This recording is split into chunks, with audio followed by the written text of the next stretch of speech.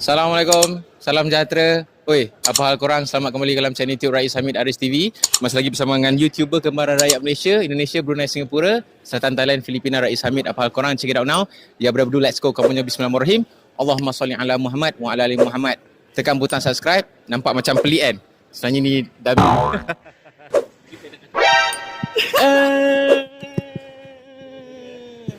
Okay. Ha? Cancel awak. Tak adalah. Itu makin kurus.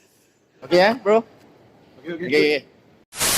Kita sekarang berada dekat IOI City Mall, JSC, dekat New Wing yang besar, yang ada IMAX apa semua ni, untuk tayangan perdana filem Malbat Misi Bakara. Ui, lama siot aku tunggu cerita. Korang nanti jangan lupa untuk tengok dekat panggung berhampiran korang pada 24 Ogos 2023, Malbat Misi Bakara. Terima kasih kepada JSC Movie kerana tak serik-serik jemput aku untuk premier cerita-cerita diorang lah. Ni sebenarnya bulan kemerdekaan ni kan. Memang cantik. Pas pun dah dapat. Kejap lagi kita boleh ambil popcorn apa semua.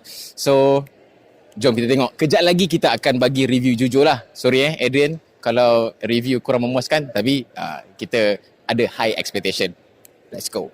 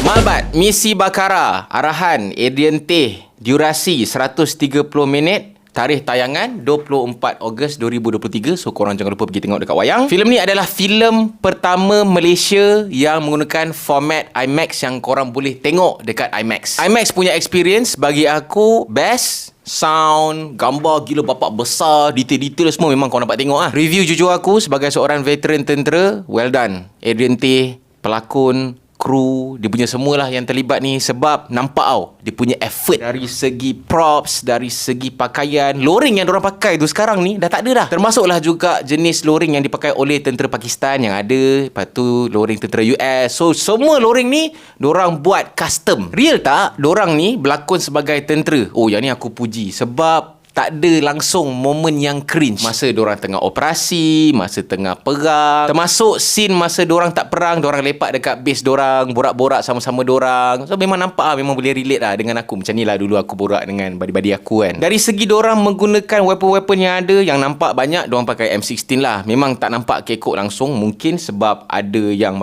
nama Paul Muhammad Orang Putih yang jadi diorang punya coordinator untuk military side kan. Especially pujian lah aku nak bagi kepada Hairul Azrin, kepada Taufik Hanafi dan geng-geng yang pernah berlakon cerita askar sebelum ni, cerita Pascal apa semua tu. Memang diorang dah nampak macam relax lah, dah tahu dah cara nak pegang M16, nak tembak, nak apa, memang tahu lah. Tapi yang lain-lain pun yang tak pernah berlakon cerita askar pun so far tak nampak kekok. Ada part sedih yang berjaya mengguris hati aku. Ada satu part sedih yang memang sedih, nanti korang boleh tengok sendirilah part yang mana. Yang ni bukan spoiler pun, korang pun tahulah, dekat peristiwa Mogadishu yang Black Hawk Down tu, di mana memang ada salah seorang daripada tentera kita lah, iaitu Corporal Mat Aznan Awang yang terkorban. So kita sama-sama sedekahkan Al-Fatihah. Part tu, memang sedih gila. Memang sedih gila. Macam mana diorang menghadap kematian member dorang kan, sama-sama apa semua kan. Teringatlah juga aku masa skor aku meninggal kan. Jalan cerita korang tak payah risau, memang straightforward. Tak ada scene-scene yang drag, jiwang, ada drama-drama, tak ada. Pujian aku bagi dekat Adrian Teh juga sebab dia pun sedar. Ada satu part tu memang nampak kalau kita drag,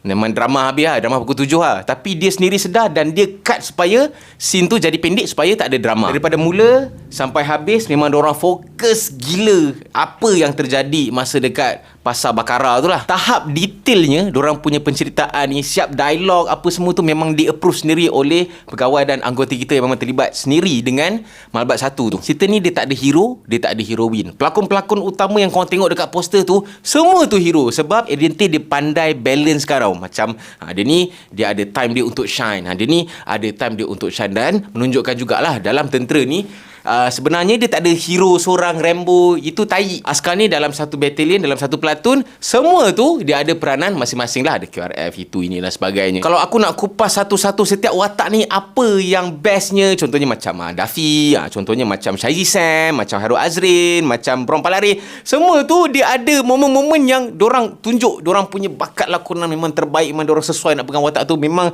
terbaik gila. Tapi nanti video ni jadi 4 hari lah.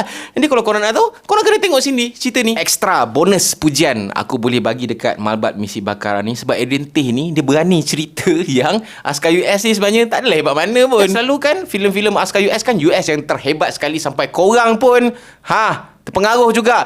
Askar US hebat, askar Malaysia lemah. Tapi dalam cerita ni, sebab memang cerita yang paling jujur pernah aku tengok, memang dia cerita lah side US yang terhege-hege, membongok, macam tu lah. Boleh nampak lah dekat sini sisi lemah tentera US yang selama ni dibangga-banggakan. Well done, Adrian. Namun ada sikit lah, tapi aku rasa aku tak layak kot nak bercerita sebab aku bukan orang filem. Tapi dari sudut penonton yang aku boleh komen sikit berkenaan dengan technical aspect untuk cerita ni, effort tu dah ada, tapi macam bukan 110% lah. Nampak effort tu 100% je. Sebab korang kena tahu aset-aset yang digunakan dalam filem ni mostly memang dah tak wujud dah. Jadi Adrian and the team, dorang buat balik aset tu, dorang gunakan. Tapi nampaklah memang sangat-sangat mokap lah. Dari segi CGI dan juga penggunaan blue screen ke green screen lah, macam tu. Sebab ada part yang dorang berlakon dekat tempat lain, tapi background dia nampak macam dekat desert, dekat Somalia tu kan. Nampaklah sikit terkantoi dekat situ kan. Tapi nak kritikal sangat pun tak boleh, sebab cerita The Flash pun, CGI pun lagi teruk daripada filem ni. Walau macam mana pun, aku secara overallnya memberi pujian dan aku boleh bagi 4.8/5 bintang. Lagi point tu yang technical aspect yang aku bagi tahu tadi tu. Jadi korang boleh tengoklah dekat sini macam mana pengorbanan tentera Malaysia yang bagi aku memang tak sepatutnya benda ni disorok daripada dulu. Dan well done juga Adrian Tay sebab ada inisiatif nak buat filem yang mengisahkan perjuangan sebenar semasa peristiwa Black Hawk Down yang selama ni kita pun tak tahu. Tips yang aku boleh bagi bila korang tengok cerita ni nanti, korang fokus dekat jalan cerita dan mesej yang dia nak bagi. Sikit-sikit technical aspect tu, alah maafkan je lah. Zaman sekarang ni CGI semua buruk apa. Kalau korang suka dengan aku punya review jujur ni, korang bolehlah share, dan sekiranya ada sebarang komen, boleh komen dekat bawah. Jangan lupa tekan butang like, butang subscribe dan juga butang loceng untuk notification video-video pada channel YouTube Rais Hamid selepas ini. InsyaAllah, semoga Malbat Misi Bakara dapat box office 100 juta. Aku berani cakap sebab berbaloi tengok cerita ni. Aku yang veteran pun happy. Tadi kawan-kawan askar pun daripada Navy, daripada Air Force pun ada juga wakil yang datang, dan dorang pun overall memang puas hati. Cuma aku tak tahulah kalau jenis ada yang hati busuk, kerja nak cari salah je kan. Nampaklah itu ni tak kena, ni tak kena kan. Tapi alah, come on lah, bagilah peluang. Kita jumpa lagi dalam next video. Assalamualaikum. Bye bye. Malbat Misi Bakara, Kempo Wira.